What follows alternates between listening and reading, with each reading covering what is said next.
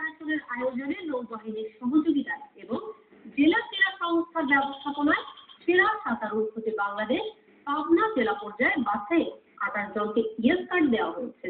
পাবনা থেকে সৈয়দ আখতারুজ্জামান রুমির প্রতিবেদন। দেশে প্রথমবারের মতো আয়োজন করা হয়েছে সেরা সাঁতারুর খোঁজে বাংলাদেশ।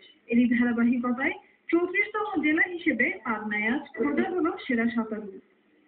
বীর মুক্তিযোদ্ধা রফিকুল ইসলাম বকুল সুইমিং পুলে আজ সকাল 10টায় শুরু হয় এই প্রতিযোগিতা। 4টি ইভেন্টে অনুষ্ঠিত এই প্রতিযোগিতায় বিজয়ীদের মাঝে পুরস্কার প্রদান করা হয়। এতে 94 জন ছেলে ও 10 জন মেয়ে অংশ নেয়। তাদের মধ্য থেকে 23 জন ছেলে ও 5 জন মেয়েকে বাছাই করা হয়েছে। তাদের প্রত্যেককেই ইয়েস কার্ড দেওয়া হয়। অবশিষ্ট 20 জনকে ইয়েস কার্ডের সাথে টি-শার্ট, প্রাইজ মানি, সার্টিফিকেট এবং মেডেল দেওয়া হয়েছে। ইয়েস কার্ড পেয়ে উচ্ছ্বসিত প্রতিযোগী এবং তাদের অভিভাবকরা।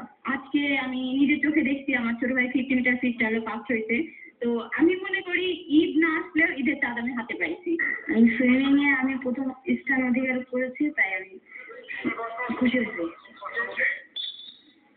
নৌবাহিনীর কমান্ডার এস.এম. মাহমুদুর রহমান জানান, এসব বাছাইকৃতদের পরবর্তীতে বিদেশি কোচের মাধ্যমে প্রশিক্ষণ দেওয়া হবে। অভিমাত্রিক বাংলাদেশ খাল বিল হাওড় পাহাড়ে পরিপূর্ণ। এখানকার জনগণ জন্মলগ্ন থেকে সাঁতার শিখে।